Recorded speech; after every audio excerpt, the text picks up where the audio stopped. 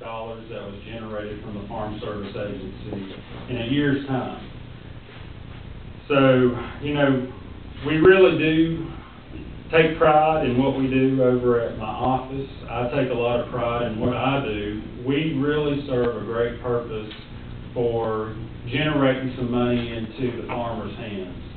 And, you know, I'm sure all of you are aware, a lot of times some money that we can give to a farmer is what they need to get from this year over into another year of operations. So, but like I said, I'm very thankful to be serving here in Wythe County and Blaine County, but I'm very thankful to have the job that I have, and I'm hoping to be an asset to the community for many years to come. Does anybody have any questions for Aaron? Well, Aaron, thank you, and welcome to Wythe County again. Thank you very much. Thank you. Our next speaker is Linda Myers.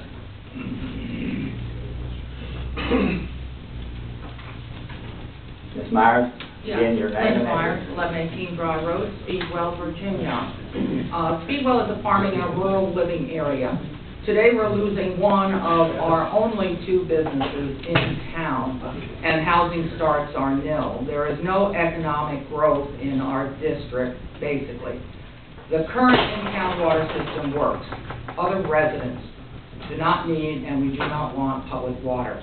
The water table in our area is adequate for the foreseeable future. I'm asking you to put the brakes on going down Route 21 to Speedwell. It's physically irresponsible to do it at this time, and it will put a further burden on county residents in the area that is not necessary. In reality, the county could help homeowners who are having water problems individually instead of spending millions of dollars on a public water system that is, in fact, not necessary. That's one issue. Then I would like to know where we are headed towards taping these meetings and getting them on either the internet or some other venue. The Roanoke County Board broadcasts live, and then they rebroadcast the next week. And it would be of great interest to our county residents to have that done here. I'd also like to ask you all when or if local district meetings could be held so you guys can connect with your constituents. Is that a possibility in the future? That's up to each individual supervisor as far as I know. Well, people would be very appreciative of that happening. Thank you so much. Ms. Myers? Yes. Mr. Dalton has a question or two for you. Yes. Last time, I guess, or maybe in January, you provided are you now saying you do not want us you actually want us to do the cameras in the room instead of not doing those and taping it and putting it on it? No, I have always asked that these meetings be transparent, they be made available to the public. Cable TV does not go to the entire county, so if it was posted on your county website that people could view it, or if there was some other venue that it could happen, it would be appreciated. Second thing, at the last meeting you handed out a petition. I'd like to ask you a question. Yes. Do you represent that every one of the people that's on this list signed this petition? Yes, they did, and also there are a few people from not in Speedwell district that also were very concerned about having or not having the water system. They felt that it was not relevant for our Speedwell district. Well, we called each and every one of these people. Oh, good. And some of these people claim that they never signed the petition or were forced to sign the petition or intimidated to sign the petition. A lot of the signatures are the same on this petition for more than one person. I don't think so. And I did talk to the sheriff, so we'd asked in the future that if these petitions that each individual sign and somebody attest to those signatures so that we know that they're accurate, because the people we called, and we called each and every one, most did say they did sign and explained their position, but there were several that they didn't sign and somebody else had signed it for them. Well, it's very difficult for anybody to have a notary public standing. Anybody can attest a signature. So you want two signatures. You would like someone to sign it, and you would like another person there to also sign it? If they witness the signature, sign it at the bottom. We will do that in the future. Thank you. Next person signed up is Mr. Roy Cox, who'd like to talk to us about roads. Mr. Cox? Welcome, Mr. Cox, and I'd like to get your name and address, please, sir. Roy Cox, 1262 Pope Road, Ivanhoe, Virginia. Thank you. I've been over here several times to try to get our section of the road blacktopped or tarred and gravel like they did on one end, blacktop on the other end. There's like 13 residents in the middle, blacktop on each end. We're not. And it's just a hassle. I mean, I did call Mr. Horney, and he did bring some gravel over and scraped it. I didn't bring gravel. VDOT brought it.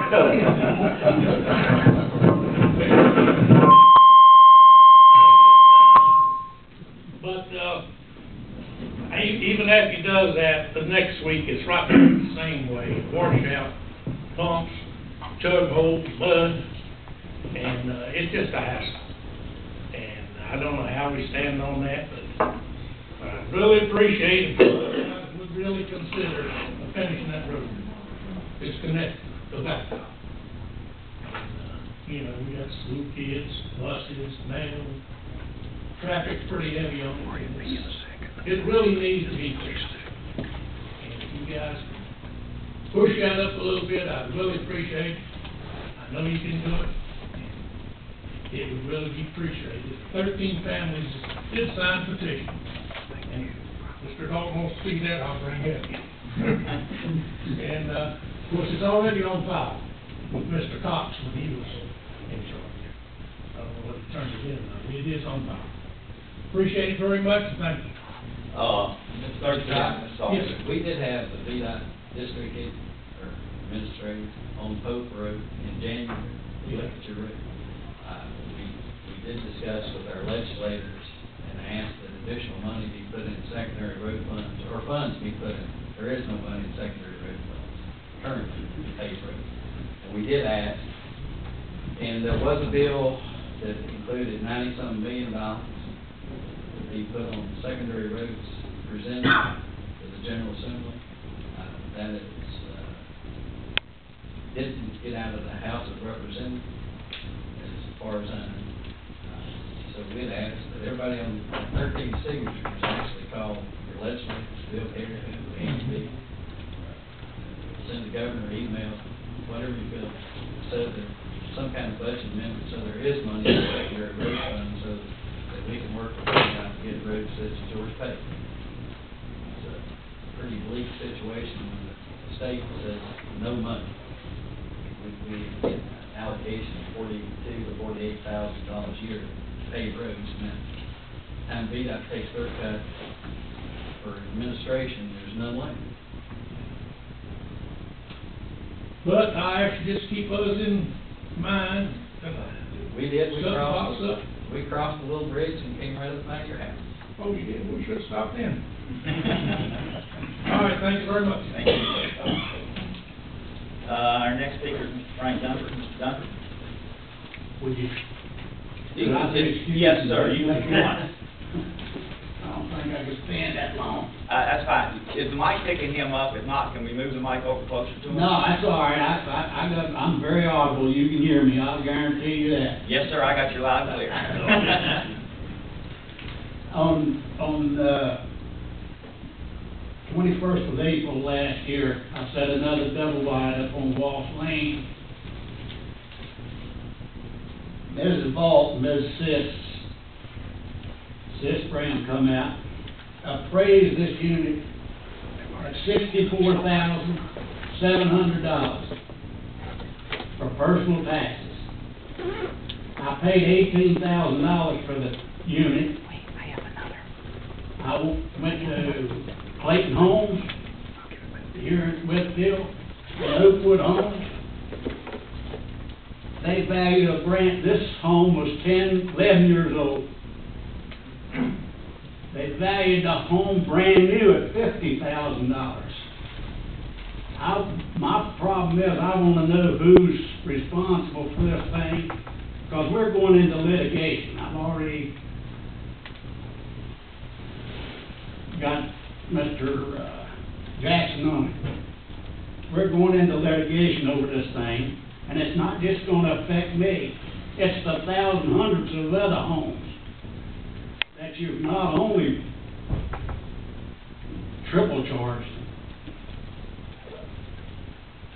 but, you know, that's a little ridiculous. Now, I have 2 real estate companies already appraised the properties at $23,500 and $21,500. 2 real estate companies. That's where we're at now. Now, I'd rather not spend my money on Tommy Jackson, the lawyer fees and all that, taking the Board of Supervisors, or whoever's responsible, and the commissioner. I'd rather not do that. If there's anything you could do, and who is responsible for setting those kind of prices? Well, That'd be one first question Yes, I sir. want to know. Have you met with Commissioner Revenue? Faye, has he talked with you? Are those values, are y'all sticking by those? Can they be adjusted, or? We have to use the same values as of right now as what was, the reassessment values were done in like 2007. We have to continuously use those until the new reassessment figures come out. And his double-wide is assessed at the same value as everybody else's double-wide in the county, so. That's precisely what Sis Brown did, and I talked to Ms. Day a couple of days ago, a couple of weeks ago, wasn't it? And she's sympathized with me. She said there's nothing I can do because the supervisors set that amount. Well, Sis just waved, said, here's what the supervisor says it's worth. That's what it's worth. That's what I gotta charge you. You have a guide to go by. And it's unfair.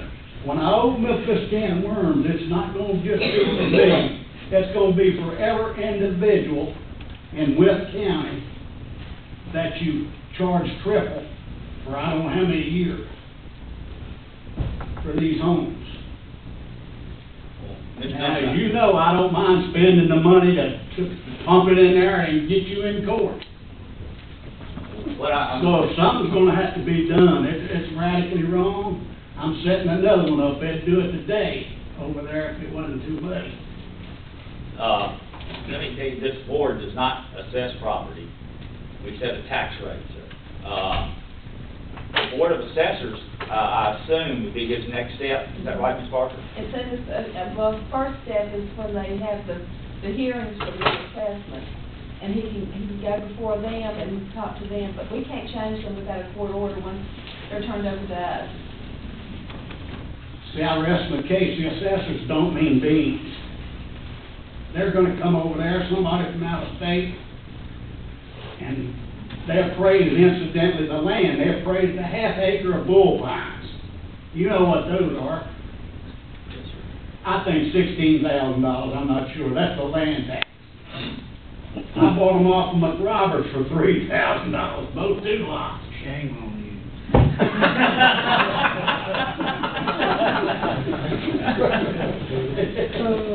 And here I'm paying $16,000 in taxes.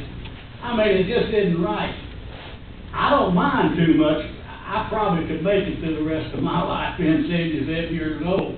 But the rest of those old people, it's a matter of a loaf of bread or a pill, or pay the taxes. And I'm gonna really stir up a can of beans, and I'm not gonna even have a Wythe County judge to try it. I'm gonna get somebody from out of state, or out of the county. Mr. Dufford, the last time the reassessment happened, did you go in front of the reassessment board and protest what he assessed your property at? I did, and they cut it a little bit. So like I say, it was land then. It consists of 12 lots. It's a subdivision. 5/8 of an acre lot. Grandfathered in. Well, there are two. In the first place, it took me two years, Sam grouped it all together and was taxing me in my offices in Baltimore. They grouped it up and charged me accordingly. And I come back and had to raise Cain. I don't want it grouped up. Because when I go to build on it, you're gonna say I can't build on that 5/8 of an acre? And I'm gonna have problems there. So in West County, I'm running into one snag after another. I'm putting in 21 units of Mouth of Wilson now. They could have been in West County, and West County could have got those. But I'm sick of it. I'm not going any further. Well, Mr. Chairman, there are two, Beg two your pardon? things. I was speaking that there are two things that will be coming up, Mr. Dunford, that gives you two opportunities. One is when we get the reassessment in, the Board of Assessors, you would talk to them. If you don't, if you're not satisfied with them, then the next step is the Board of Equalization, which are some court-appointed with county citizens, to talk to them about the value of the property. Well, I'll go that route, of course. Naturally, I'll go that route. But it still won't be satisfactory, I can guarantee it. When you started out, you said, our new tax laws are gonna be, we're gonna appraise your property at 100% of its value and charge you taxes on it. This is 300% of the value of my property. And the lot is 400 or 500% of the value of the property. They don't want to take the real estate, licensed real estate companies, they don't want to take their word for it. Notarized and everything. I have them here in my hand. I think they would be good to take when you go to before the board. Oh, definitely I will. And if that doesn't work, I'm gonna take the board out into court, so we're going out in court. We're going as far as we have to with this, because it's unfair. It's unfair to the elderly and everybody else over there. I mean, it's what it is robbery without a gun. It's just pure robbery, is what it is. And I took it as long as I could take it. I sat over in steam on top of the hill where I live. My blood pressure's gone up. I mean, you so upset. How could somebody be that stupid to appraise something that costs $18,000 at $64,000? I can't imagine that. Bucky, I stayed in construction business and appraised houses for 54 years in the state of Maryland. Estates, $1 million, $2, $3, $4, $5 million. I never seen the like of shenanigans that's going on here in Will County. All right, well, thank you, and I hope. You're welcome, and you'll be hearing from me. When you supposed to start the assessments again? Well, they haven't been scheduled Is it? yet. Actually, the assessment is finished, the notices should be sent. We were told they would be sent out this Friday, but we don't know if that's an accurate schedule now or not, Mr. Dunford. But I would say in the next 2 weeks, you will get a new reassessment. The Board of Equalization will set the following Monday. There's a telephone number, and matter of fact, I think it's 223-4412. Call and make an appointment. We'll have somebody staffing that beginning the day after the assessment notices go out. Somebody write that number down. Mr. Dalton, is it possible that I could be there when this guy gets to my property? He's already been. Especially this section. He should have been already there. If you did not, if you've either talked to somebody or they left a little door knocker on your property. No. All the rentals, none of the rentals, and I live in the bigger house on the hill. I know where he lives. Let me tell you, I know it's not on my knocker. and I can't ever catch them. And they can't humanly possibly see the dwellings because it's bull pines. Half of that's growed up and nothing but bull pine. Mr. Bear wrote the number down for you. If you get it to Mr. Barrett. He's the one that found the subdivision. He said there wasn't no subdivision there. That's how much trouble I had. Didn't take Stephen long to find it. I'll give another comment. Ms. Dunford, when you go to the Board of Assessors, when you send your notice to, they will have pictures of every home or building on your property. That's how they'll know that they've been there. But they should have talked to an individual, is what they should have. And we will ask them about that, why they didn't talk to you. I would very much appreciate it. Because at my house, nobody's there, and they left a little door knocker on it to call. Well, I can very well have my license from Maryland facts down here. I am an authority on it. I have done it for 54 years. I left them Alive and Hope Company houses on Red Road when I was 17 years old. But I appreciate it if you let me know when they come in there. Well, you got the number, and hopefully when you get your assessment in the mail, hopefully this week, everything is, or beginning of next week. Beginning of next week. And the person that does it, I want to meet him face to face. Because I never met nobody that smart. Thank you, folks. Thank you, sir. Good job. Sitting on the front porch, listening to that equipment coming up. Oh, incidentally, Mr. Dalton, the road you built, the shoulders are peeling off. So if you want it to stay, you better get over and do a little maintenance on it. Actually, we live on that way. I mean, half of it's eroding off in the drain ditch. Hey, Doug, hey. Our next speaker that has signed up is Dana Patton. Vicki? Dana?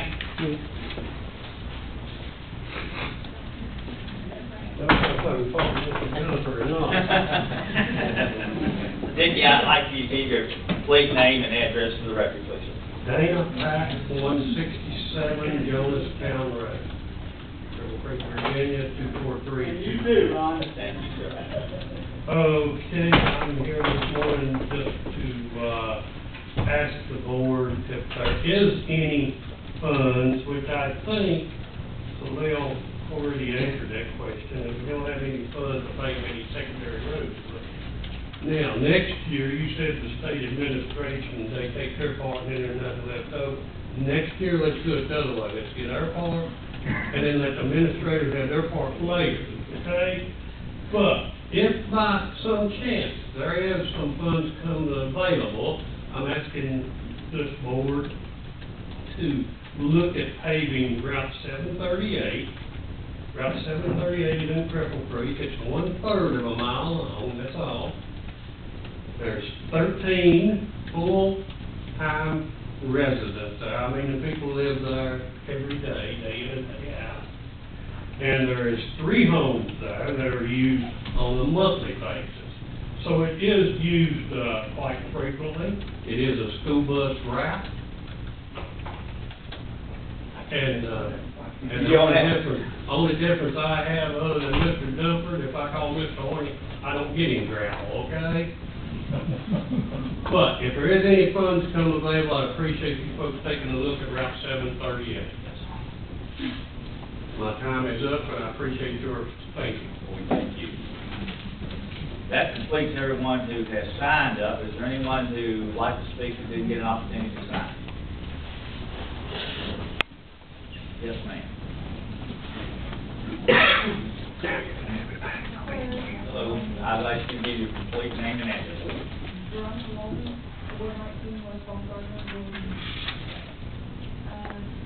I'm here to speak on behalf of Walton Hall. We have several questions about what we would like to. Excuse me, can you speak just a little bit louder? I'm sorry. That's okay, they can't hear in the back, and I can't hear real well through it. We were told at the previous meeting that the dog shelters would be accepting volunteer help with the care of animals. Several people have put in the paperwork and not heard back. Could you please answer why no one has been contacted regarding that offer of help? Mr. Bear, I think we have had some volunteers We sign up. had some sign up, and actually, I know they've been contacted, they've given the hours and dates that they're available to work. One's available on Monday, one's available on Saturday, one's available other. Our part-time custodian has had to be off for the past week and this week, and the goal is, when she comes back on Thursday, it's the plan for her to be back. The first of next week, we'll start working with the volunteers coming in. When they got everything lined up and ready to go, she had to be out for 2 weeks. And so when she's back, because she needs to be there working with the volunteers during the time that they're there. So that should be starting. If there are other volunteers that are interested, we encourage them to go ahead and contact the shelter. There's a form for them to fill out, sign, and give the hours that they're available to work. We'll be glad to contact them and have them there working. A dog from the shelter was taken to community animal clinic, and it was discovered that the animal had Fargo. The dog in question regretfully passed away. For those that do not know what Fargo is exactly, it is a bacteria that spreads quickly among animals that have not been vaccinated against it and quickly kills those that contract the disease. We would need to have your assurance that all steps were quickly taken to disinfect the proper precautions were taken immediately to prevent the spread of the bacteria to other animals that may have been in contact with the one that was sick. We sincerely hope that information was not precautions taken. The matter was addressed, thorough cleaning, all that immediately. There was no euthanization of any animals because of that. Also, the Wickland Animal Welfare League has a low-cost spay and neuter program. We would like to request that the animal shelter refer owners to that program to prevent unwanted litters and overpopulation. Finally, we have a question regarding animal abuse. Recently, there was a case in Max Meadows in which a man had shot 3 of his neighbor's dogs. 2 of the dogs died immediately. The man disposed of the bodies and returned to clean up the scene. In the meantime, the owner returned home and had children with him. The 3rd dog had made it back home, entered through the dog door, and was discovered to have his eye shot out. Not only is it a horrific thing for an adult, but the children also witnessed this. There was no reason for such a cruel act, and sadly, the man was let off with a slap on the wrist handed down by a court system. He was fined 2 grand and 1 year probation. Honestly, do you think that this even bothered a man who would kill his neighbor's family pet, dispose of their bodies, and attempt to hide the evidence of what he had done? If those were your family pets, your children or grandchildren that had seen this, if you had suffered the pain and loss of your animals by such a cruel act, do you think that the punishment fits the crime? We are asking for our county to make it be well known that animal cruelty will not be tolerated. We would like for you to consider helping to make the punishment more stricter so that acts such as this will not happen. Well, I think there's laws on the books. We cannot control the court and what the judge's decision is in these matters. They have the leeway there. That's not, we can pass laws or ordinances. We can pass ordinances that might stiffen it up, but still it would be up to the judge how he finds that. So who else will I need to address about that? Well, if the judge would give you some time, I guess the judge, is that correct? Mr. County Attorney would... Probably the Commonwealth Attorney first. Commonwealth Attorney. Mr. Mayor? Yes. Ask for more strict sentences. All right. Thank you. Then we've got a couple of people that have other quotes. Okay, I hadn't posted citizens time yet, see? I understand. We can... Okay, well, this one, then I'll suspend, if these people have to leave, so go ahead, and we'll come back to this time. But ma'am, name and address, please. Barbara Williams, 107 Rescue Lane, down on Route 11. Okay, thank you. We're going to have a commercial meter put in our mobile home park, and they're saying it's going to be $5,684 to have that to put in what's already in. And my mother, she'll have to pay for that bill. The home meter is only $350. I'd like to see if you could reduce the commercial meter. And you would refer that to the Water Water Committee Committee as well. because, And later on? Yeah, well, Not we will today, have it we'll will have be. a water committee meeting, and actually the other night, at the meeting, you know, as I said, I've worked with the residential part, but, you know, not with the commercial part, so, I think that, you know, you have a valid point, you know, for us to discuss if there's a break at the beginning, you know, during the construction phase for residential, then, you know, we need to look at, you know, commercial property too. So, if you would, you know, would mind, I'll ask the chairman to refer that to the water committee so that we can discuss that. But I think you have a valid point, and it's one that I have not followed. Ms. Williams, you consider it done. Okay. Ms. Williams, Mr. Chairman, I was going to request it for the water committee to take that up. I talked to Ms. Krieger about it at the public hearing last Thursday night, and I promised her that I would see that the water committee would consider it. Well, I think in this case, what had happened is that we had been, you know, so attuned to residential that we didn't think about commercial, and so, like I said, I think you have a valid point, and it's one that we will, you know, we'll look at and consider and see what, you know, what we do there. Thank you. Yes, thank you. All right, Mr. Dalton, should I suspend citizen time, or should we do a special guest, if there's anyone? Okay. Word says it. Is anyone else that did not have an opportunity to speak, sign up?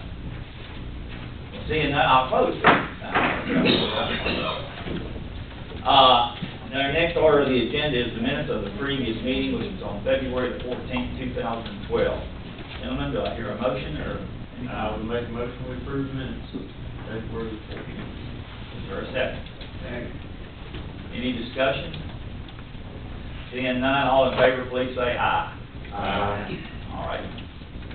Vote is 7-0. Next is payment of the invoices. Mr. Chairman, I move that we pay the invoice. I'll second. All right, been moved and seconded. Anyone like to speak to any invoice or have any questions? Seeing none, I'll call for the vote. The roll call vote starting with Mr. Horn. Aye. And aye. Next, we have rural development with Mr. Travis Jackson, but if Corbin needs to leave, I can switch you here. Travis can go ahead. Okay, Travis, go ahead. I don't want to go back to work. Welcome, Travis. Thank you. Good morning, everyone. It's a pleasure to be here. Here today pretty much to try to answer any questions you may have in regards to the federal requirements that you have on your utility system. I know there have been some questions that I've spoken with Mr. Dalton on, and I will certainly try to cover those, but then also answer any other questions you have. I know there has been some discussion about the mandatory connection ordinance, and I will point out our agency is designed, and we try to ensure that localities make the decisions on whether or not you will have mandatory connection within your utility system, or whether you will rely on user agreements. If you rely on user agreements, then you actually have to go out door to door and get a signed agreement of everyone that is interested in becoming a user on the utility system.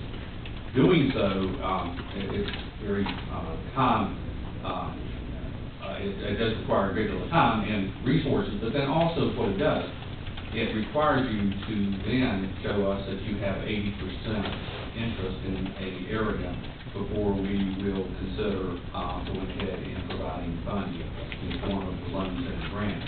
So many localities do opt to go ahead and adopt the mandatory connection ordinance, which allows you then to either require connection and pay an accessibility fee. In doing so, it allows you to be able to afford systems much more so than communities that may not be able to get the 80% requirement on the user agreement side. Wood County in 1997 adopted a mandatory connection ordinance, and within that connection ordinance, it did indicate that you will also charge a connection fee, because there is a connection fee that's associated with every system. Someone is having to make that connection of those residents, of those commercial dwellings, and so once you do, someone's paying that cost, whether it's borne by the applicant themselves or by the homeowner. Our agency does not pay for those connection fees, so you're going to be paying for it either as a locality, or you'll be paying for it by going to the citizens that's going to be getting the benefit and having them pay the connection fee. In your ordinance that you adopted in 1997, you indicated that you would be charging connection fees, so our agency requires you to enforce whatever you have adopted. So that's what was represented to us when the application for your project was considered, was what was already on the books, and then we received the certification that you were going to enforce that mandatory connection. So that's what our decisions were based on, what was submitted to us. So with that, don't know if that answers the questions you have, or if you need some additional information, or I'm glad to try to respond to any others. Travis, if you would, tell us how you calculate, I guess, the loan grant portion of it. And if we didn't have a mandatory connection, and had the user fees, could we have access to funds? But that's a good question. Witt County has something that few other counties have. You have general obligation bonding authority, and there's only 2 other counties in the state of Virginia that I'm aware of that has that, Smith County being one of them and another one on the Eastern Shore. So for borrowing money, you have that capacity of tapping into your general fund. So that gives you a little more leeway. However, each system should be able to pay for itself, and it is getting more difficult today to access dollars. The federal government is no different than the state government and the local government. We have dwindling resources, and so grant funds are much more higher demand than we'll ever have accessibility for. So in this particular project, we had to look at financial feasibility, which included the rate structure, which right now I think, I'm going to recall, try to do this from memory, I think for 5,000 gallon user, you're about $38 per user. And that allows you, you were using 1.5% of the median household income of Witt County. And generally, we were able to break it down by the magisterial district in which a system is being operated. But you still, to be able to access grant funding, you have to have 1.5% of your median household income to equal your average residential user cost.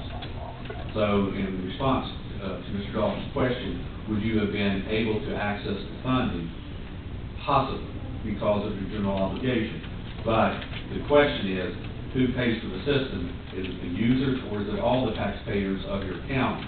And that's what it boils down to. If you don't have a user fee that is being self-sufficient, then you're pulling general funds from the rest of the taxpayers throughout the county that may not be part of any water or sewer system that you're doing. So I don't see anything different that you're doing than in most of your other sister communities throughout the region. It's looking at self-sustainability, a system, whether it be water or sewer, being self-sufficient, meeting your operation and maintenance costs and your debt service requirements. And when we looked at the feasibility of this latest project that you did, which was the Whitfield to Rural Retreat project, and then also the Speedwell project, looking at financial feasibility, we look at your overall project and are you generating sufficient revenues to meet the debt service and operation and maintenance. And today, we're requiring each system to also fund short-term depreciation accounts as well, just like any other business.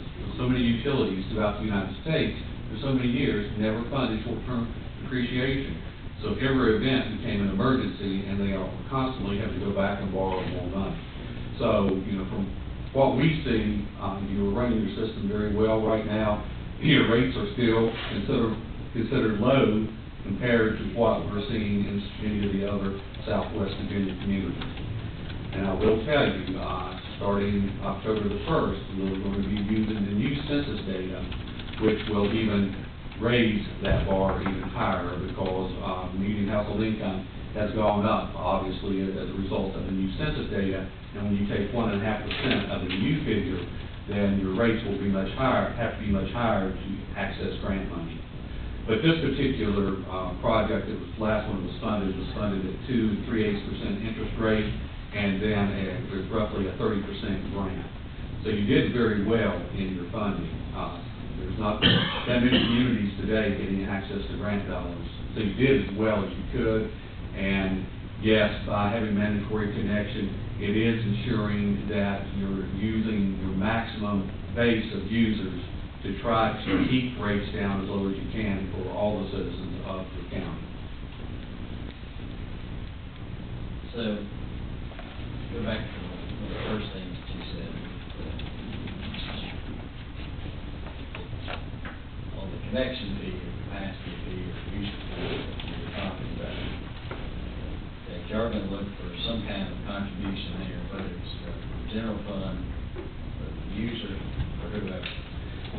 Someone other than the federal government will be paying for the connection fee, whether it comes from your general fund or whether it comes from the user base.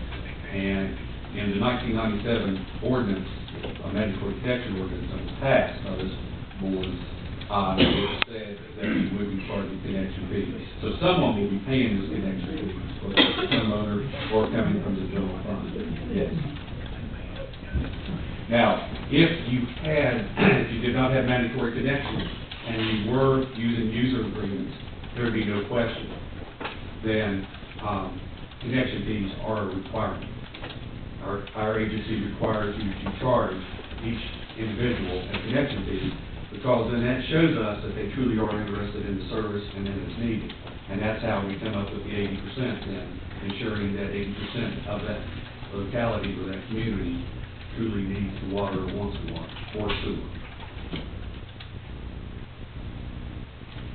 Yeah, a couple of them. One is the approval of our loan was based on the mandatory connection fees. I thought I heard you say that in something that you said, that if that is a requirement of the county, then you all based on the loan on that, and once the loan is approved, then we abide by that. Yes, that is true. We based our approval of your loan on your repayment ability, which was evidenced by your mandatory connection agreement. Yes. That was one of the conditions we looked at on approving your loan. The reason I was hesitating, there was many more factors involved with your approval other than that, but that was certainly one of the things that we looked at and signed off on in the approval. So I believe what Gary is basically getting at is that these loans, the ones that we've already got loans on, we can't go back and change it. Can you? Yes, legally, you could. You could go back and but in doing so, then I will tell you, and you'll have to go back to your legal counsel on that. By virtue of doing that, you have enforced mandatory connection.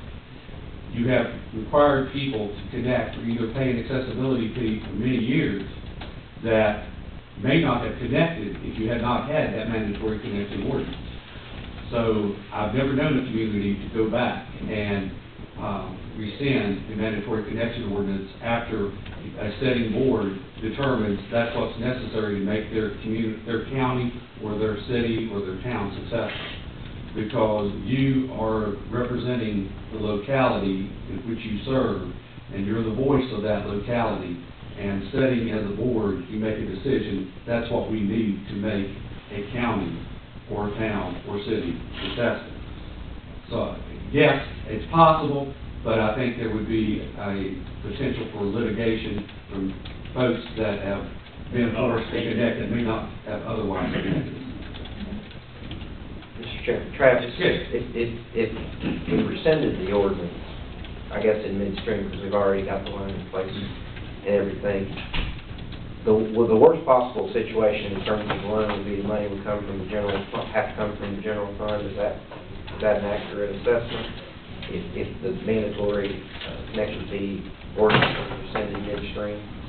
What would end up happening is that you would have to evidence that you're going to be able to continue being a going concern, and Corbin would have to look at that to see, would you still be able to be a going concern and generate the revenues from your tax base to meet all the financial requirements of operation and maintenance and your existing debt service that you have. Now, in theory, the federal government could take the position, if you did go ahead and rescind that, and we weren't happy with the financials that we were given, you would be in technical default of your loan, and all your loan could be called due and payable.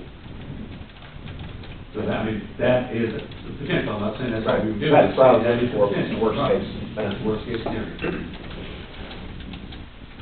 Anybody else? And when the county took over the water system in 1985, that was essentially what the federal government did. The water authority was involved, and it all called the loan. Well, yes and no. We didn't get to that point. The threat was there that, with the Blaine County at that time, you had with Bland's water authority, water and sewer authority, and it was a default. It was not only a technical default, it was a monetary default. Because the user base, because they were using connection fees, but they were also using user agreements. When they would tell us that they were going to have 250 users, it would come back and they may only end up with 100. They started operating in the red overnight. So we had to take the position at that time that there had to be some type of solution to this problem. Blaine County take over Blaine County's portion, With County take over With County's portion, either develop a new authority or do it as the county, but it was to that point. So we never did actually accelerate the accounts below, but we certainly, the threat was there. Something was going to happen, it was imminent, and With County took over their section, and at that time, it was having to try to find out how they're going to generate enough revenues to pay the debt service that existed. And it was a long road, I will tell you, because when it was taken over, it did not have enough users to pay for itself. Last question, we currently have several offers of low-interest loans and grants. What is the implication to those offers, letters, and conditions, mandatory connection to rescind? Well, we would pull back. We would not close those until you were able to evidence to us that you were going to have the users that were necessary for those localities. You would have to evidence to us if you had those users. And if you did not have sufficient users, then it may be that we may end up closing those loans.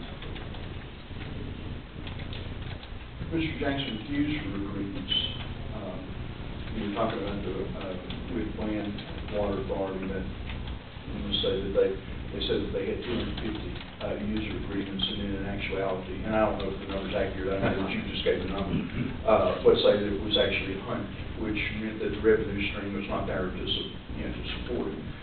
With user agreements, as an agreement, is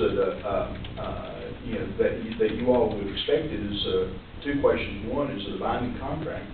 And two, if a user decides to change their mind, then is it up to the county to pursue, legal action? It depends on the user agreements that you utilize. Some of them are legal binding agreements. Some of them have been challenged in the court system and has been deemed that they're not binding. So you would have to be careful on what user agreement you do utilize, number one. Number two, then it would be left up to the county to then enforce that by whatever means that's available to you, whether it's through this cheat process or whichever process, whatever tools you have available to you to be able to go ahead and enforce it. And that's why we do require those connection fees, number one, on the user agreements, because then it's a consideration which does give the appearance of a contract. And today, we're looking at those user agreements much more carefully and having our attorneys look at them as well to ensure that they do have enforceability policies in place, because there are going to be those instances where people thought that they wanted to be a user on the system, but when the system started to be built, they suddenly changed their mind. Which becomes problematic if the approval for a loan. Absolutely. Makes it very difficult on the entity itself, whether it's the county, town, city, or authority, revenues they thought they were going to have, suddenly they no longer have it, puts strain on the rest of the system, and you end up having to increase your rates to take care of the deficiencies in the line. Perhaps hang over with well, have you, he's a last question. He brought up an interesting subject. Got close to I guess, the other benefits of a public water system, such as reduced fire protection costs, insurance costs, availability of all those. And has any locality ever used, through a loan to you guys, the service district option available to counties that allow, instead of a connection fee or a user fee, that property be assessed at a different rate? Not in the state of Virginia. It has occurred within other states, but not in the state of Virginia.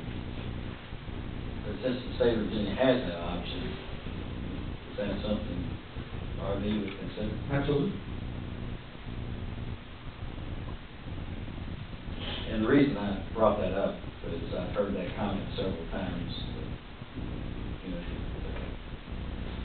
There's a lot of land there that had no houses on it, and it wasn't fair, just for the people that use it, because those people actually got fire protection for their barns and other buildings that don't have public water.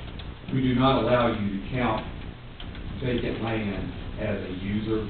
You can't use that to say we're going to charge them a flat rate. We cannot allow you to do that.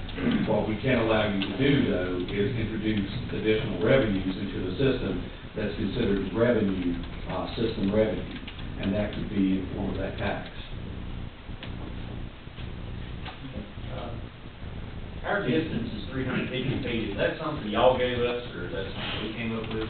No, we, excuse me, we did not come up with that. So if y'all go out and look at a system and say we have to have 80%, how far back would y'all go?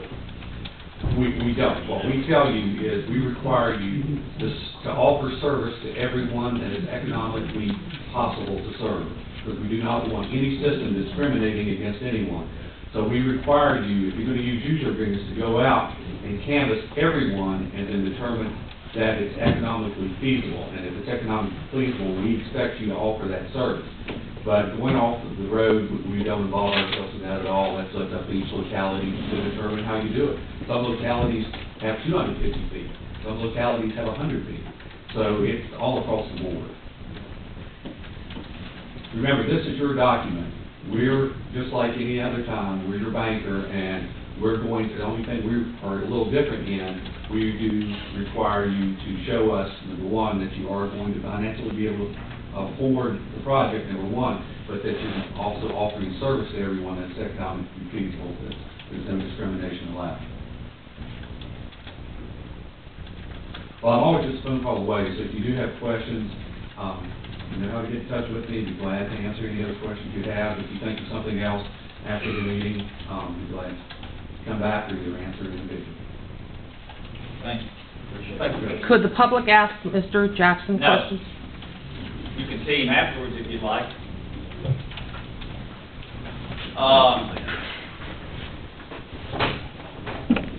Next order of business is the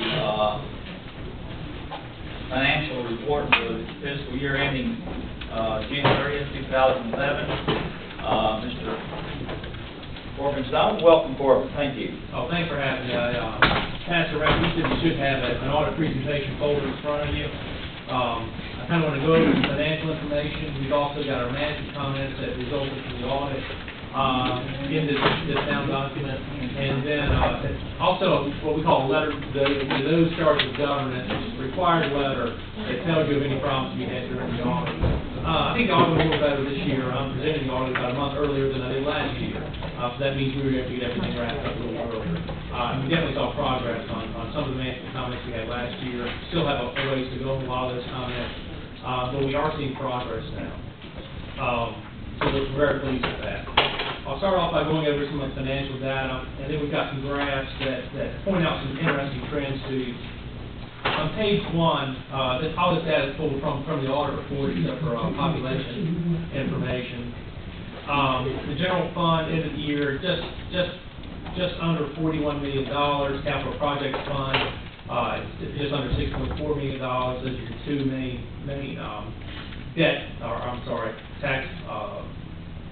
tax supported funds.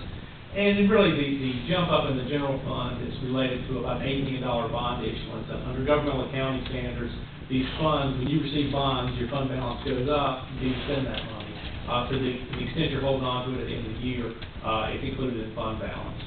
Unrestricted general fund, the unrestricted general fund balance stood at just slightly over $30 million, up from the prior year of $28 million. And that's a healthy balance to have for a county of this size. But at the same time, when I talk about some of the trends you're going to be facing moving forward, you're going to see you're likely going to be dipping into those unrestricted funds, and you're going to be glad that they're in place. Total long-term debt, that highlighted green line there, stood at just under $42 million. That debt is going to be financed through the taxpayers, through the tax rate. The enterprise fund had a net asset balance of just under, I guess, about $25.5 million. And it's been steadily increasing. Included in that number are the assets that are in the ground. So it's not like you can go liquidate those assets and use them to fund operations and debt service. They're in the ground, so you're going to have to use user payments for debt service. Long-term debt for the enterprise fund, just over $22 million. Total debt for all funds at $64 million. That gives a debt per capita of just over $2,000. Just under $2,200. And we compare that to the statewide averages. They're not yet out for 2011, so we have to go back to 2010. The weighted average for counties in the state of Virginia was $2,700, or right at $2,700. Below that, the unweighted average was about $2,000. And the reason I bring that up, the weighted average, the larger localities tend to drive that number. And obviously, our more urban localities have more water and sewer debt. They generally carry more debt. They operate almost more like a city than a county. And we expect to, and they do, actually carry more debt than our more rural localities. So when you're comparing your debt per capita to other folks around the state, you really want to use that unweighted average. It's more applicable in this case. I'll talk to you a little bit about the trends you're facing. The next page, you can see your unrestricted funds. The graph has blue and red bars on it. Unrestricted funds are the blue bars, and long-term general government debt or taxpayer-supported debt is going to be the red column there. And what you can see is that those unrestricted funds, even though they grew during 2010, 2011, and they actually grown since 2008, debt has been growing at a little bit quicker rate. So our debt levels have been increasing a little bit quicker than our unrestricted funds, which we're going to use those unrestricted funds to pay back that debt over time. So whenever you look at this, you want to keep in the back of your mind the contrast, the difference between where your unrestricted funds are and where your debt levels are. You've actually made pretty good improvement. If you go back to 2006 and 2007, you can tell that unrestricted funds weren't even half of your outstanding debt back in 2006. And you can see that gap's closed. It's widened up. It's closed over the 6-year period we're looking at here, but it has widened up recently between 2010 and 2011. The next page, page 3, this shows the net assets of your water and sewer fund. That includes, like I said earlier, investments that are in the ground. You can't dig up and sell. So included in that $25 million net asset figure is about $32 million of assets that are in the ground. So when you look at that, you don't have $25 million in cash. That's your total assets minus your total liabilities, and your total assets include well over $30 million in infrastructure. So you can't dig up and use it to pay off your debt. But again, we've seen a steady increase there. So the value of the system has been increasing over the 6-year period. The next few graphs are the ones that I really point out to the board and administration, kind of where you're headed for your revenue sources. And I'm on page 4. That top line up there, general property taxes, real estate, machinery, tools, mobile homes, personal property. We've had a steady incline in those taxes. The next line down, other local taxes, consumer utility tax, telecommunications taxes. You can see they've basically been flat since 2006. actually declining a little bit from that period. 2010 was the low mark, slightly below $6 million in revenue there. We're still below $6 million in 2011, and that's lower than where we were back in 2006. So that revenue's been flat. The next line down, the green line, those are your taxes and shared revenues from the Commonwealth of Virginia. And again, you can see that that revenue has been flat since 2006. And that's a trend that we're seeing not only in Wood County but across the state. That the state shared expenses and really the operating revenue that they provide to you has been flat, if not declining, over the past several years. The purple line there, those are going to be Commonwealth grants and include capital grants. And that's the line that shoots up dramatically there in 2011. And that's because you got a $3 million grant from the Commonwealth for economic development. If you take that out of the equation, again, those capital grants are also flat for the period. And again, that's used, you don't get to use that for operations. You get that money and it turns right around and goes out for capital. Overall, the trend that you're seeing is that there's a greater reliance on local revenues compared to state revenues and federal revenues. And that's the case in every locality we audit, that we're funding increases in the expenditure side with local revenue, but we're not getting much assistance from the state, not really getting any assistance from the state. So those local revenues have to increase long-term at a greater rate than 2 or 3%, even though your expenditure side may increase at 2 or 3%, which is typically inflation. Those local revenues will have to increase at a greater rate if these trends hold up, because they're simply not keeping up with inflation. The next page shows your expenditures and the trends that you've had. The largest expenditure for this board is education, and you can see that's the top line there. The second largest is health and welfare. And you can see health and welfare back in 2006, we were about $5 million back in 2006. We've grown up to about $7 million in 2011. So that expense is growing at a pretty good clip. The main driver there is the CSA program, which the state has really taken an interest in lately, because they've been seeing this expenditure growth escalate. Back in 2006, your CSA program spent about $760,000, had reimbursements from the state of $760,000. In 2011, those reimbursements were up to $1.6 million. So your drive in health and welfare is related to CSA, and the state is starting to take a look at that. They started auditing local governments for compliance, and they have assessed penalties on some local governments for providing services that weren't within the realm of CSA. So I point that out, that a state probe is not out of the question statewide, not just for Wood County, but everywhere around the state. They've seen these expenses grow dramatically. The next line down is your public safety. You've had an increase there between 2010 and 2011. It's been steadily clicking up. But I think you purchased a fire truck in 2011, so that tended to drive it up quite a bit in 2011.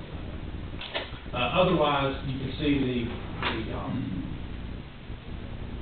education capital expenses, they fluctuate dramatically based on what capital projects you have going on at the school board that are funded by local government debt.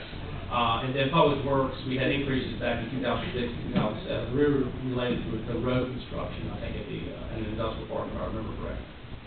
Otherwise, the expenses have held in line. The general government expenses have been very consistent. They haven't grown much. And you can see all the other expenses kind of grouped together at the bottom down there. Just haven't grown much over the 6-year period.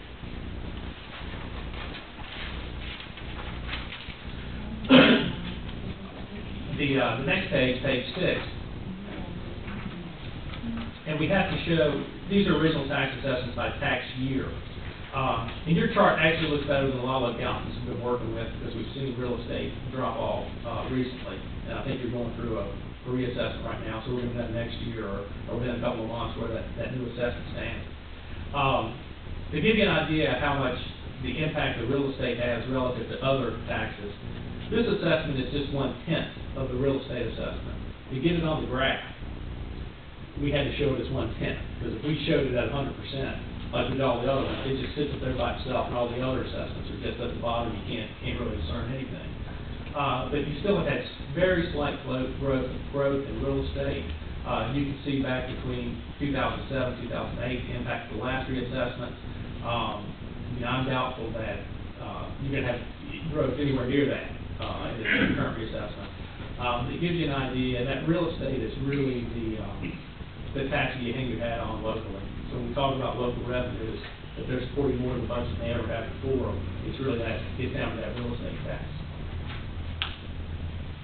And the next page shows you the school board's revenue sources by fiscal year. Generally, the school boards, we don't look too much at their fund balance, because by and large, they zero it out. Again, we're seeing the same trend at the school board that we're seeing at local, for the general fund. The top line of their revenues for the Commonwealth, we spiked in 2009. We actually were probably about $27 million in Commonwealth revenue. That was down to about $22 million then in 2011.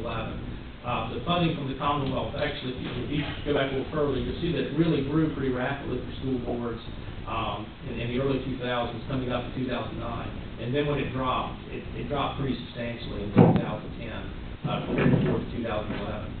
I believe the numbers for 2012, just eyeballing the school board's budget that they have online, we're about in line with the numbers that we have here for 2011, about $22 million, $23 million that they expect to get from the state. The local government line is the next line down. So you guys provide the second most funding for the school board. And then the next line down, that purple line you see, is federal funding. Spiked up in 2010 and even a little exaggerated in 2011 due to stimulus money. So when we saw that state revenue drop off in 2010, we had stimulus money come along and pick up the slack. Now we can see that stimulus money is starting to leave, so we expect that federal revenue to normalize going forward. And then local government capital, that purple line is just capital that you've helped the school board with, issued debt to help them with any projects that is being shown there. But overall, the county ended the year 2011 in good shape. You did have a fund balance. You had some reserves in place. It's good. It's a good thing because looking kind of out on the horizon, I think you're going to be dealing with some challenges in these funding streams from the state government definitely, and at some point I would expect from the federal government as well if they get their financial house in order. I won't go over the management comments. They're in here for you to review if you have time. Start on page 8. I will stop and open up any questions for the board members about the financial information or the management comments that you've already had a chance to look over. Anybody have any questions for Corbin? I guess earlier, Corbin, you talked about a future trend of downward of the general fund, but you haven't got there yet. Am I jumping the gun, or can you talk about that? Oh, sure. I think the trends are there, and sometimes you see this reduced state funding, but that just means you're going to rely on local revenues more. So, yeah, I do anticipate fund balance. It's going to be hard to maintain fund balance going forward. Well, I guess follow up that question. Have you looked at our?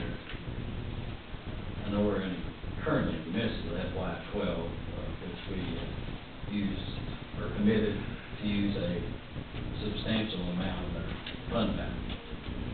Have you looked at that, any projected, talked to the finance director of where we're headed with that? Just briefly, just haven't really studied where you are right now today. In actual expenses compared to budget. But, I mean, we do know that the trends are there. I'm not surprised that you need a fund balance to balance the budget current year, and wouldn't be surprised going out. It's just at some point you run out of fund balance. I guess that was where I was trying to lead you to get to the point. We've quite candidly, we've done some projections in-house, and we feel that we're going to hit that fiscal policy guideline sometime in May or June. Even though we've received those extra state funds, MEIs, grants and everything, that really gives you a false sense of security in the current general fund balance, because that money's budgeted to be spent. Right. And you're showing it from general fund, so it seems that in the future we need to be very careful use of Yeah, there's no doubt about it. You know, you're blessed a little bit because you did develop some reserves, from 2006 forward.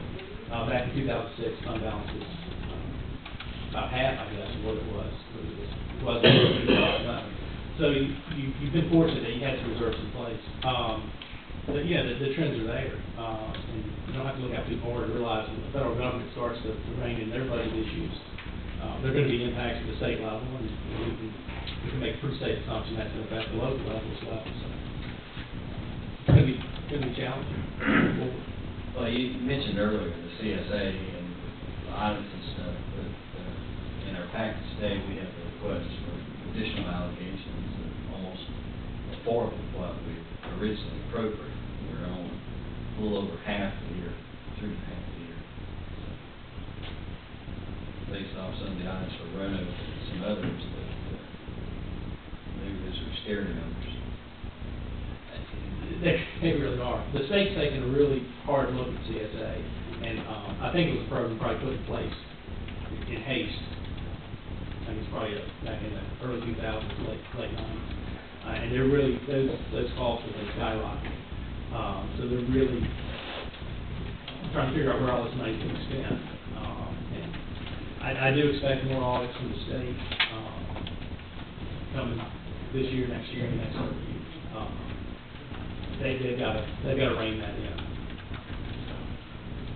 I've heard it referred to as a fountain that can't be turned off. I think the state's figuring on turning it off a little bit, at least slowing it down. Okay.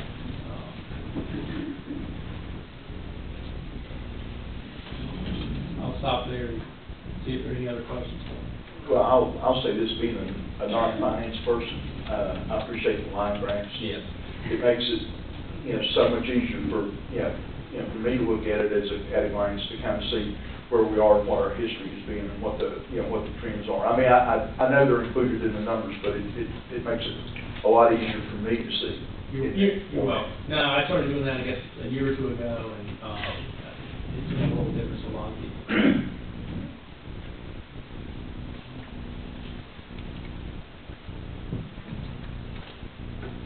No further questions. My contact information is on the front page here of the audit presentation. If you have any questions, I'm here to help you in any way that I can. So please don't hesitate to call me or email me. If you want to bounce anything off of me, I'm happy to do it for you. May we get a digital version of this, Corbin? Absolutely, yeah. So we can place it on the website? Yeah. This is minor, but when I looked at it, I noticed that some of those boards that, like the social services, needs to be updated. People that you have listed, they're not there anymore, haven't been there for over 2 years. Okay, I'll make a note on my copy here to give us a well on those and update.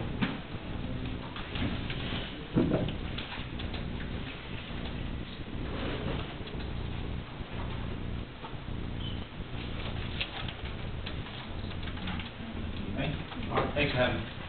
I think it would be appropriate now to have Dr. Brandon and Dr. Robinette come forward, maybe give us a little bit about comprehensive services and how it's driven by an IEP and so forth. And Dr. Brandon, Dr. Robinette, if you all would come forward and maybe answer some questions that the board members have, or we appreciate you coming down first, okay? You're welcome. You're welcome. We're glad to be here anytime we can be of service. Just wanted to let you know if there are questions you have, about this. I brought the specialist with me. I am not the specialist on this type of service, and that's why we run very well. We have people who are experts in this category, and certainly, we do use the services of CSA and through the school system. So I guess we're here to answer any specific questions you might have, and if you'd like, Dr. Robinette can give just a general overview of how we go through the processes for those types of things, what our percentage is and things like that. All right, well, let me just start out with something basic. As an educator, I know what an IEP is. We have a lot of members here who are not IEP. And can you, Dr. Robinette, give them a little bit of idea what an IEP is and how it drives CSA? Cut me off if I go too long. Okay. No, I have a tendency. As well as I know you, believe me, I'll be. There you go. An IEP is an individualized education program. A student is found eligible for services under the IDEA Individuals with Disabilities Education Act, which is federal legislation. They are entitled to receive an IEP, which guarantees that student a free appropriate public education. Free being the key word when you think about CSA.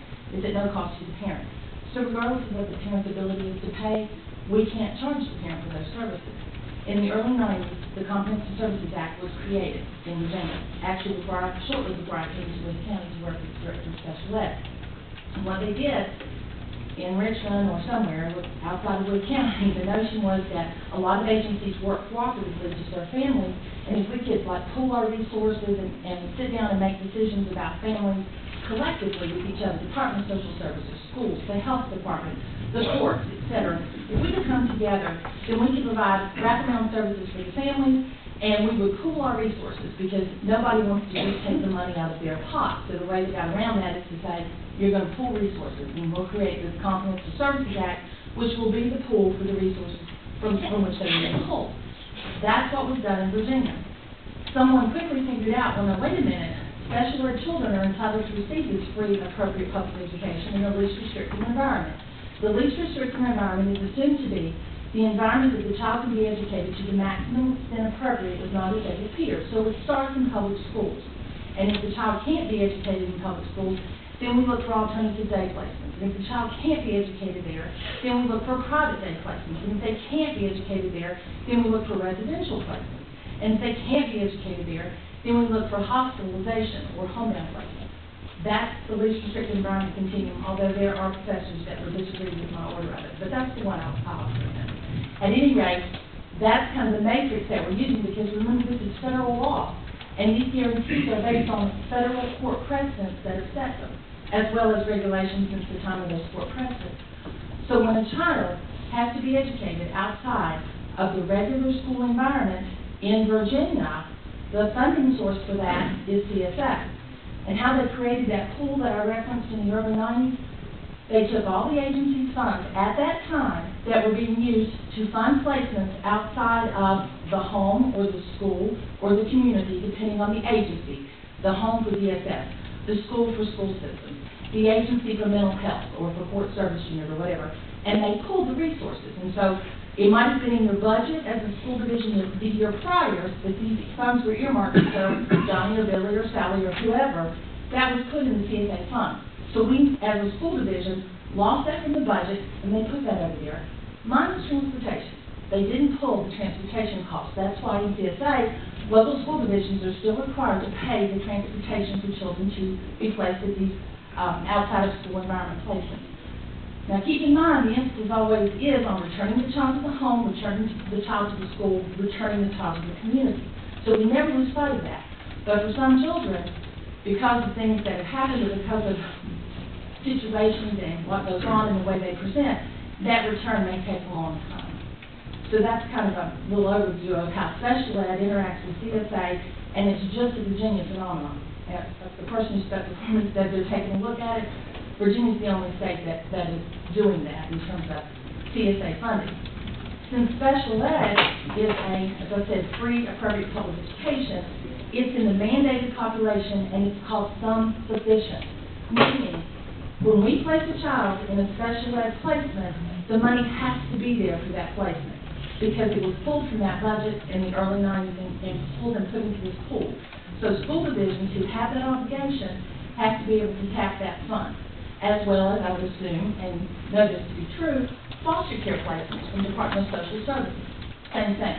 I can't look at someone who does that and think, I don't think that kid's in jeopardy living in the home. I can't do that, because I'm not the expert, I'm not the specialist in that field.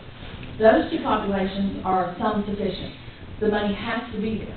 Then we have an unmandated population, which basically is, if you have any money left, which in the recent years we haven't, we can provide services for this other set of population of kids, to provide wraparound services to keep them in the community and keep all the organizations that are serving them independently to be able to work together.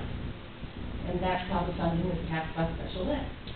And given the age range that is applicable to a student? Birth to 22. Birth to 22. Foster care is a little different. Children can elect to go out of foster care at age 18 because they are the age of majority. But we have students right now who we are tapping TSA funds for that will be 20 and 21 years old. Because they have a disability and because they can't be served in their school environment because of the nature and the severity of the disability. So are we seeing a trend upward in usage of CSA funding for our students here? It really varies, and it varies on the population. I can just give you some examples off the top of my head. We sometimes get children who transfer in with residential IEP. Well, I'm in no position legally to look at that IEP from a child who comes from Utah or Arizona or Michigan or wherever, and that school division wrote an IEP that said that child has to be in residential service placement. For me to challenge that, I would have to go to court, and I would have to say that, no, that child can be served locally. I have no expert witnesses to do it. You have the court calls. And by the way, the child has to be in residential while we're litigating it because it's a state provision of the law, and that's federal, and that's not Virginia. So when children transfer in, and they have services that dictate that, we have no choice but to honor it, at least for a time period, until we can look at it and say, we think we can do a better job in the community. And we've successfully done that for several children. But when they come in with those kinds of needs, we have to honor those IEPs as they're written. So we've seen that. We've seen situations, I'll be honest, in our division, we have created a school-based program by tapping regional funds, and through that program, we've been able to pay free CSA placements. And we tapped the regional funds through state tuition grant programs. We created an in-house program. It has very high-level services, but if that program hadn't been in place, those would have been free CSA placements, I can guarantee you, because we could not have maintained them in our regular public school environment. Because you have to balance this with the needs of the child and that little pesky thing called SOL. And you know, we're kind of serious about that. We're serious about those scores, and we're serious about children making progress. And so it's all a fine line balancing act. Some of the other things we've done, we've had private day placements closed. We did not automatically place those individuals in PSA placements. We looked at returning 2 of them to their home school. We looked at paying tuition to another school division out of our pocket in order to maintain the placement because that school division was willing to do that. We've looked at homebound services on the continuum because for short periods of time to prevent automatically saying, well, it was a CSA placement and so we're going to make it a CSA placement again. We didn't do that. So we've tried to be very, very prudent with our funds. But when you have children who have needs, you have to meet those needs. And before I came over, I was taking a look at the list right now of students that will be served through CSA funds. And currently, the students on the list, over half of them are students who we share issues with the students in Department of Social Services. So it's a matter of who places the child first. You know, that's over 50% of those kids. So when you look at the kids that are currently placed through CSA funds, that are purely just special ed reasons, whether it's because they transferred in with IEPs that dictate services that mean we have to look outside of our school division to fund them, or whatever the reason, or they're 19 years old, or they're 20 years old, or whatever the reason, we are looking at, of our With County school population, 0.0027% of our children, and of our special ed population, about 2%. We're not looking at, although it's expensive for one child, we're not looking at every other child. And if we graduate, we still carry them to 22. Oh, yes, they're considered a postgraduate. Or until they earn an advanced or regular studies diploma. That would end their access to the funds. So modified diploma does not count, GED does not count. Interesting that you said that. I was actually at the Department of Ed meeting when they rolled out the modified standard diploma years ago because I'm old. And I was sitting in the meeting and they said this will be a terminal degree. And that's immediately what we all thought.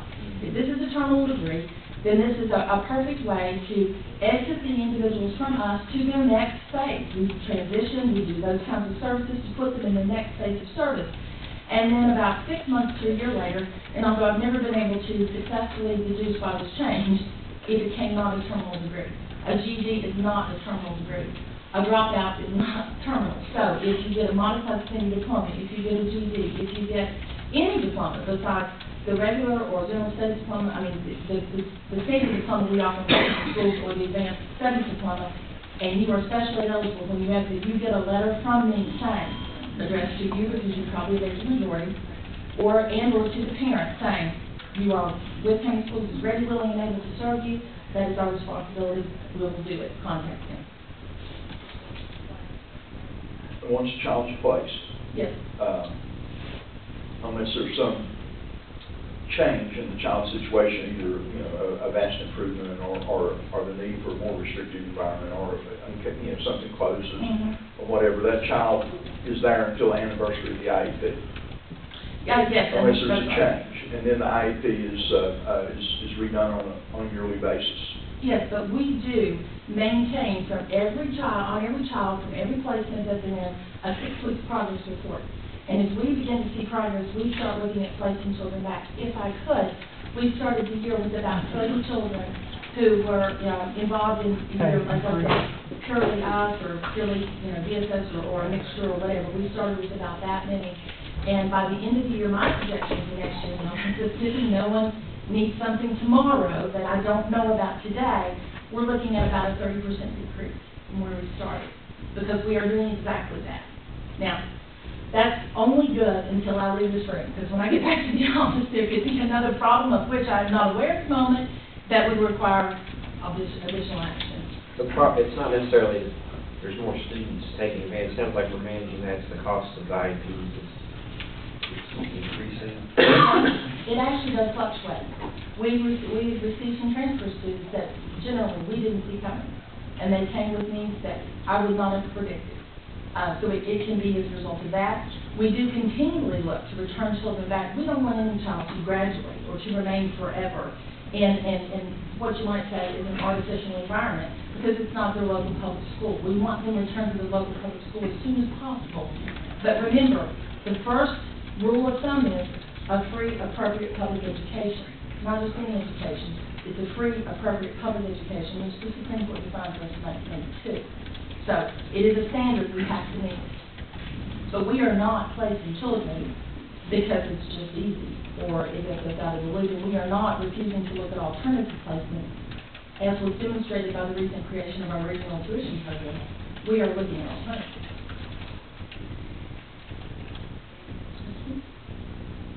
That's a great question. I wish I had better news.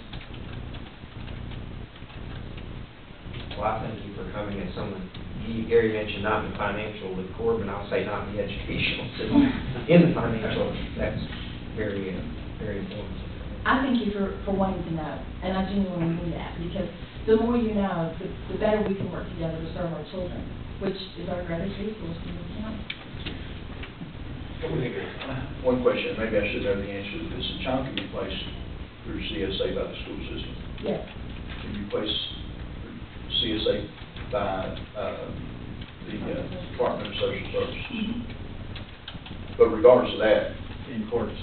I was just And going to the say, courts. other placements, though, those are the two sources really for the mandated some sufficient placement. Right. We can't look at the child who's in danger in their home and say we don't have the managed placement.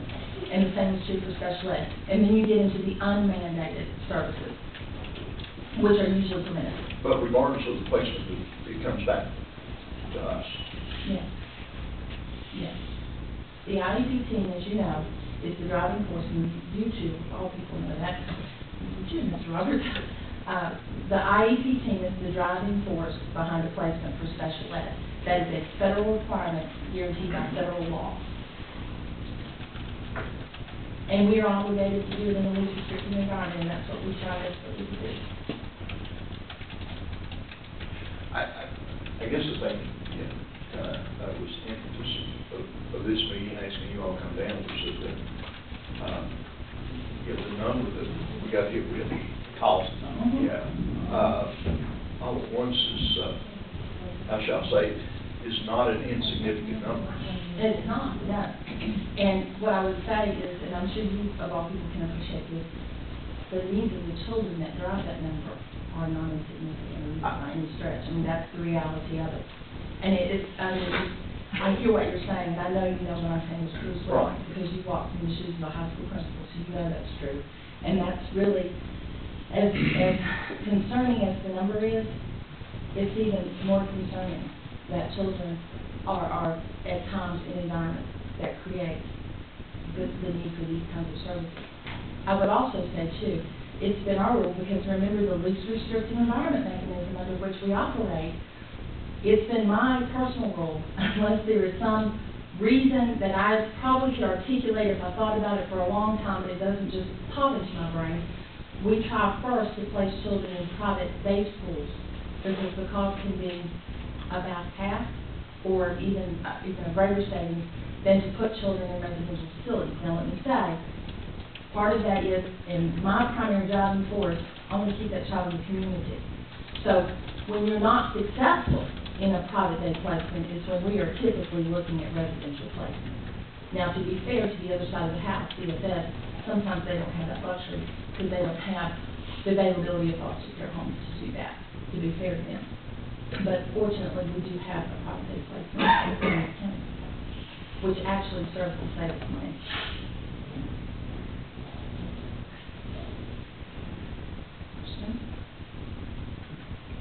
Dr. Brandon, you were smart to bring somebody. I was. Yeah, I can see right away why you brought me along. She brought me along. This time, I usually come with her. Thank you for coming in. Thank you. You know, you can understand our eyebrows. Absolutely. Yeah. Absolutely, just like you understand these children. Well, I will say this, and of course, Linda knows this, it's expensive, I know, but, you know, we are looking at the, at the needs of kids. Several years ago, we visited another state, because they were looking at, totally immersing those students in regular classrooms, and we went to them as a model. Well, when we got there, we found out that it was not driven by altruism or care for the kids. It was driven totally because of money. Taxpayers were kind of in a revolt because of the amount of money that were spent on a small number of kids, and so they were trying to do something. Now, I will say that we did incorporate a lot of those ideas into the school system, but there is a difference there. Concern for the kids, concern for the dollars, except that we also here have to be concerned about that. Well, you do have to be concerned about those, and that's what gives me a great deal of, I guess, calm, because I know many of you, and I know you are concerned about those, and that's a sense of relief. Not all of my counterparts have that or can say that. And I would also like to add on the trip that you're referring to, that was not funded by the Board of Supervisors, it was a federal grant that I wrote. So I just want you to know that. It wasn't federal Mr. Housman did grant. not Right, trip you're on your still down dime. the road trying to find his way back. There you go. Anything else from me? That's all. Thank you. Lee, Thank you. for coming. Anytime. I think we're going to try to hear from local services this afternoon, maybe after lunch. Continue on the line. Next, we go to unfinished business. Is there any unfinished business? Okay. We'll go to reports next, and Mount Rogers Planning District Commission, and Mr. Dave Barrett's here. Dave, come forward. Welcome.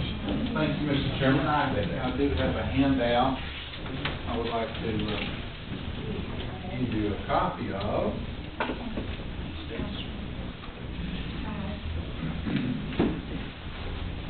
My handout is basically a letter to Mr. Dalton asking or reinforcing our request for our annual assessment from the county's budget. And this letter may be, it's not anything I'm going to read to you. I'd like to bring just a few points out to you, let you know about the Planning District Commission. My name is David Barrett, and I am the Executive Director of the Mount Rogers Planning District Commission. And you'll see from the information I've provided in the letter, Mr. Dalton, we are asking the county for $17,050, which is a $1,093 increase over the current year, this year. And we got an increase because the county grew in population.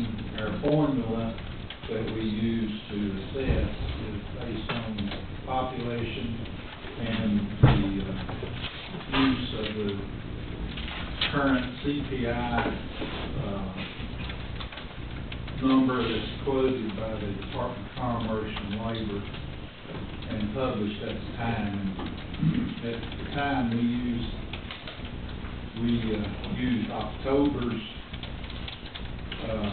CPI, and there is a table that shows you exactly how we get that number for all of our jurisdictions in the planning district. I have also included a table from one of our programs that we operate, which is a small grant program to our localities, and Witt County has been one of the very significant players in our small water and wastewater construction fund program. Actually, Witt County, with the assistance that we have provided in the last 6 years, and their participation in the forming of the regional New Water Authority has been compensated quite nicely by our water and wastewater construction fund. Mr. Dalton has always been ready to let us know that he needs some funding in this type of environment, so we are more than happy to receive good applications and good requests like we have from Witt County. First of all, let me just say that the Mount Rogers Planning District was one of the very first planning districts formed in the state. There was 2 established on July 1st, 1969, after the state enacted the legislation to allow planning district commissions. And Mount Rogers Planning District and the Lennowisco Planning District, which is the number, it's called the Planning District 1, and it is league-wise in Scott County. And we represent your county as well as Bland, Carroll, Grayson, City of Galax, Smith, Washington, and the City of Bristol, and all the towns within, and that's a total of 20 localities that we work for. We are partners with the county, and we're available to provide assistance to the county in all forms of planning and community development. If you have an opportunity to read over the legislation that we are formed under, we have a huge amount of leeway in areas that we can work. And item number 1 in my letter says it all: to improve public health, safety, convenience, welfare, and provide the social, economic, and physical environment of communities and metropolitan areas of the Commonwealth on a sound and orderly basis, and a governmental framework and economic environment which will foster constructive growth and efficient administration. So that is a proliferary of areas that the planning district can work. We principally have worked in grant writing. In our most recent years, we work with our counties and cities and towns on comprehensive planning, community development and revitalization, and water and infrastructure, sewer projects. We haven't been able to find any projects in Witt County to work on in the past few years, except mostly infrastructure. We are currently working with the county on the regional wide county interconnection with Whitfield, Rural Retreat, and the potential for the Pulaski and Smith County interconnections. We most recently provided $100,000 for those three localities to work on that project. That is still an active grant, and it has been well used and should be closing within a short time, and we'll be soliciting more projects from the county. Currently, to date, along with our fund and some other funds we've been able to get from the Tobacco Commission to supplement the funding of infrastructure projects in Wood County, our records indicate we've provided $1,431,494 of just grants from this single program, and if that was averaged out along with local assessments for the past 6 years, we're returning about $15 to your one that you give us. So that is our mission, is to try to continue to provide services that exceed your investments, and we try to accomplish that. And annually, we would like to find out if there are needs and projects that the county is interested in, and that's one reason I'm here today, not only just to show my face and ask for money, but to ask for identification of any services that we can provide. I've already communicated with Mr. Dalton, who's interested in your comprehensive plan update. I've already been communicating with him on that. We would love to try to accomplish a understanding to be able to work on that. We haven't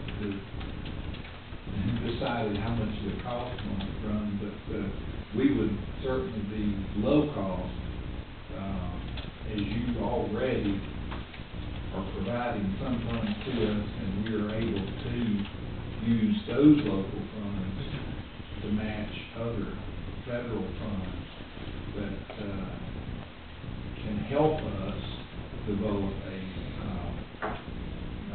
staffing load chart that enables us to provide a little better rate of cost versus private industries. So we would love to find out any project you'd be interested in us working with you on in the current year or the future year of 2013 or beyond. A couple of the projects that we completed just most recently is our regional water supply plan. That's a mandated plan that the Department of Environmental Quality has passed down to the localities to do. We offered to help do it on a regional basis, and we just completed that in last fiscal year. We're currently working on and have gotten approval of the hazard mitigation plan, which is another mandated plan by the federal government.